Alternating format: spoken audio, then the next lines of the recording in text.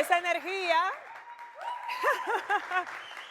ya la gente sabe que esa energía es porque es jueves y como que comenzamos a bajar revoluciones, una semana intensa y este es el momento donde nos encontramos para entretenernos porque ya es jueves, pero como siempre, para informar y educar, que es casi el tema insignia de esta noche, María Cela. Muy buenas noches y bienvenidos. Qué honor que nos acompañe a esta hora. Nuestra querida María Cela Álvarez no se encuentra en el día de hoy por un compromiso ineludible, pero les dejo una encomienda y es que no me dejen sola, que nos acompañen en el programa que hemos preparado para ustedes con mucho amor y con un contenido apropiado y acorde para usted. Así que no se mueva. Yo sé que escucharon en la introducción todo lo chulo que tenemos en el día de hoy. Vamos a hablar con mujeres maravillosas sobre la industria de la voz en República Dominicana. Anderson, que nos trae buenas nuevas desde Carrera de Yeguas y todo lo demás. Pero antes, vamos a iniciar con un tema que preocupa a los dominicanos, tanto aquí como los de allá. Y es el tema de las estafas inmobiliarias. Un tema que ha tomado mucho auge en los últimos meses, específicamente desde el 2024 y 2025, por grandes casos sonoros que se han descubierto de grandes estafas inmobiliarias y, por supuesto, el crecimiento del sector construcción unido al interés de adquirir viviendas se convirtió en caldo de cultivo para que delincuentes siempre aprovechen para hacer de las suyas. Vamos a conocer cuál es el panorama actual en República Dominicana, tanto a nivel judicial, pero también desde el punto de vista del sector construcción.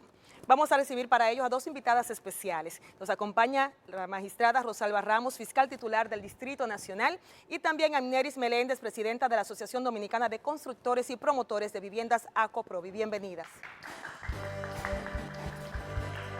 Magistrada, qué gusto. Mío. Un placer. Se pueden sentar acá. Qué bueno tenerlas, porque este tema requiere mucha educación para la población, porque siento que a veces somos muy confiados y las redes sociales se han convertido en un escenario idóneo para incautos, para atrapar a muchas personas. Pero quiero empezar con cuál es el escenario que tenemos en República Dominicana. Hemos tenido grandes casos. El año pasado, empezando en enero, la Operación Nido, que ha sido el caso más importante por la cantidad de personas involucradas en esta estafa, la cantidad de víctimas. Y ya este año tenemos otro caso muy sonoro, aunque hubo varios en el medio, otro caso muy sonoro como el caso de Leopardo. Magistrada, cuéntanos cuál es el panorama y cuáles son los diferentes estilos de estafa que ustedes están viendo desde la Fiscalía del Distrito. Bueno, primero que todo agradecerles esta oportunidad de estar aquí. Para nosotros, desde la Fiscalía, es muy importante que podamos llevar educación e información a la población, porque a veces estamos muy inmiscuidos en el problema, pero no hablamos de las posibles soluciones. Y estos tipos de espacios son indispensables para ello. Bueno, vamos a comenzar con el caso que tuvimos, que era Operación Nido, Sí. que el cual se le ha dado mucho seguimiento, sobre todo porque estamos hablando de grandes cantidades de dinero. Ese caso solamente tiene más de 200 millones de pesos que fueron estafados las víctimas, que son más de 300. Más de 300 víctimas. Sí, todavía hasta la fecha donde todos los días nos llegan nuevas denuncias. Wow. Nosotros cuando presentamos acusación, la presentamos con más de 300 víctimas, pero todos los días se suman. Y 10 millones de dólares que también están incluidos dentro de las personas que han sido víctimas de este proceso. Porque la mayoría eran dominicanos residentes en el exterior, muchos de ellos. Así es. Por eso en dólares. Entonces, en este momento estamos en la audiencia preliminar. Lo que estamos peleando es el auto de apertura a juicio. Que es una de las etapas del proceso para irnos a juicio de fondo para ya buscar condena. Tenemos ahora mismo el caso Paseo, que ha sido público, está en etapa de investigación, aunque ya hemos realizado algunas diligencias investigativas que han sido públicas, como el caso de los allanamientos, que ha trascendido en algunos programas. Y tuvimos otro caso que no trascendió a la prensa, de estafa inmobiliaria, pero que gracias a Dios tanto las víctimas como los imputados se pusieron de acuerdo. ¿Qué pasa con esto? La calificación jurídica que le damos tiene que ver con estafa, como bien ustedes lo mencionan, y entonces es un caso de instancia pública a instancia privada. ¿Qué implica eso? Que nosotros estamos sujetos a la voluntad de las víctimas, en el aspecto de que si ellas llegan a un acuerdo con el imputado, ya nosotros no tenemos razón de ser dentro del proceso y el caso se extingue. Las modalidades, porque hablamos de estafa y es muy genérico, pero hay diferentes modalidades dentro de la forma en que se pueden hacer fraudes en la venta, desde los terrenos, que no existen en algunos casos, otros ya directamente con la vivienda, en los contratos, documentos falsos. ¿Qué es lo más habitual que ustedes ven en las denuncias que reciben? Realmente hay que decir que los casos que hemos tenido como Operación Nido, que es uno de los más grandes que tenemos en cuanto a la cantidad de víctimas y a la cantidad de dinero involucrado, no se había dado de una manera como esta. Sí habíamos tenido casos de personas que habían denunciado, que habían comprado un proyecto inmobiliario, un apartamento en planos y que de repente no le entregaban a tiempo, se lo entregaban no con las condiciones que habían acordado. Y tenemos casos de esos, pero nunca habíamos tenido un caso como de esa magnitud. Y realmente nos preocupa porque cuando tú como dominicano estás fuera y quieres comprar una vivienda para luego retirarte y volver a tu país y que de repente tú llegues y que no encuentres el inmueble. Perder los ahorros de una vida. Eso es lo que se trata. Principalmente. Porque lo que teníamos más anteriormente era lo que se estaba dando con las estafas piramidales. Sí. Que ya es otro tipo de problemática, porque las personas quieren hacer multiplicar el dinero, pero entonces esto ha migrado a la materia inmobiliaria. Aunque estos casos son muy sonoros por la cantidad también de víctimas, son demandas, vamos a decir, que muy amplias, porque son muchos los demandantes, son muchas personas, muchas las víctimas. Pero realmente, ¿cuál es la realidad con relación al porcentaje que tenemos de casos de estafa con la cantidad y el auge que ha tenido el sector construcción? O sea, ¿cuántas viviendas hay en el mercado en disposición de venta y en cuánto estamos teniendo problemas con estafadores? Bueno, muy buenas noches, muchísimas gracias por la invitación, una distinción estar aquí acompañando. Un honor para nosotros. Gran saludo también a los que nos sintonizan. Ha dado en un punto clave que es uno de los mitos que queremos siempre derribar con esto de las estafas. La realidad es que ahora no son más estafas. Lo que sucede es que son casos muy dolorosos y complicados a veces, pero no representan al sector. Y te lo demuestro con alguna data como tú me comentas. Ahí existe una data oficial, una estadística oficial llamada el Registro de Oferta de Edificaciones, el cual mide cuál es la oferta que se está comercializando en el Gran Santo Domingo, que es más o menos un 60 y tanto, casi 70% de la geografía nacional en cuanto a la cantidad de viviendas.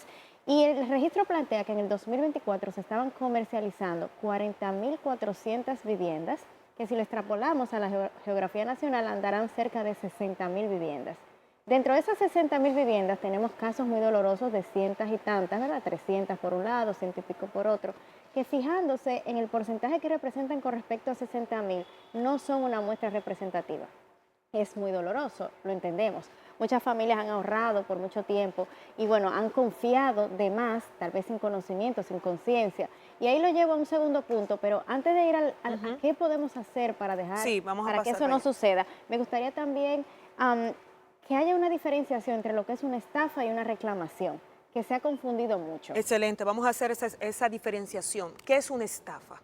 Exacto. Bueno, voy a empezar al revés. ¿Qué es una reclamación? Una reclamación. Una reclamación es cuando no hay acuerdo entre las partes sobre algo que se propuso tal vez en un contrato o una expectativa. Por ejemplo, hay reclamaciones por vicios ocultos, porque sucedió algo incorrecto en la construcción. Hay reclamaciones porque no tenemos un acuerdo en el precio de entrega o porque no se entrega en el tiempo acordado. Sin embargo, la propiedad está ahí. Pero no hubo un engaño. No hubo un engaño, hubo un desacuerdo que luego se concilia. En el caso de una estafa, muchas veces, ya por supuesto nos comentarán aquí con más experiencia, pero muchas veces tiene que ver con que la propiedad no existe.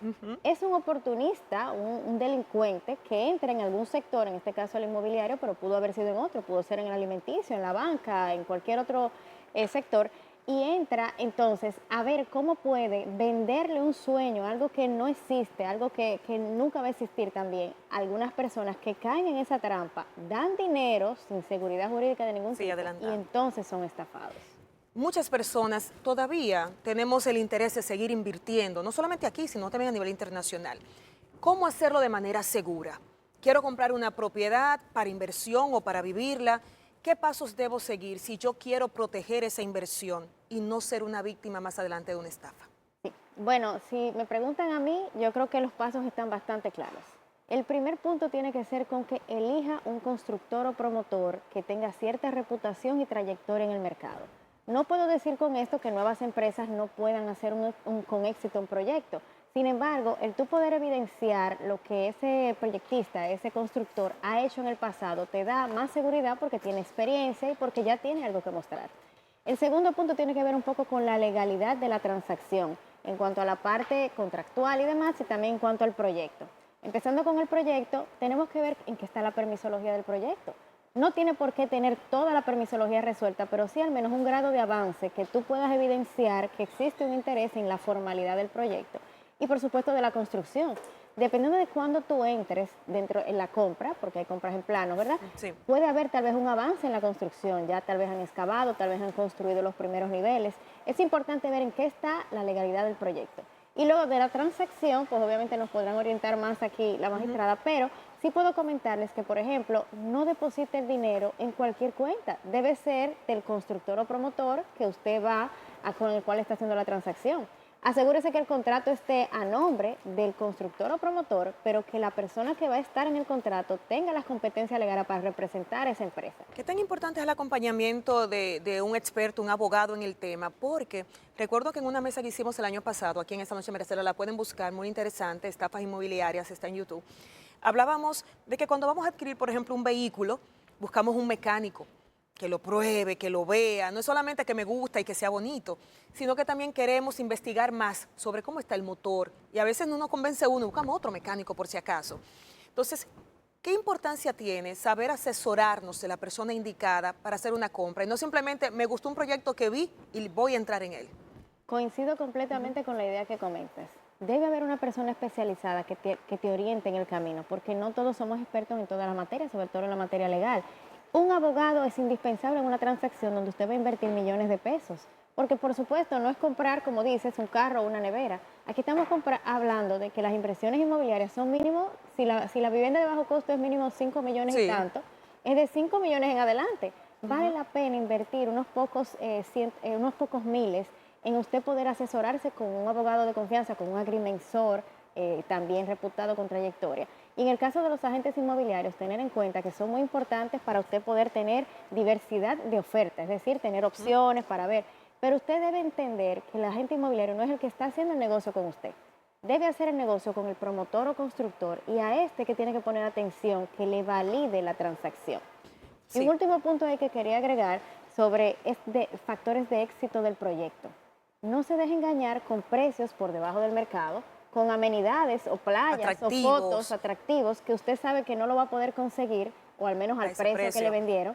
Y sobre todo, una vista a la playa en un lugar que usted no hay playa. Si es muy bueno para ser verdad, no es verdad. Correcto. Y yo creo que a partir de ahí es que tenemos que ver las cosas.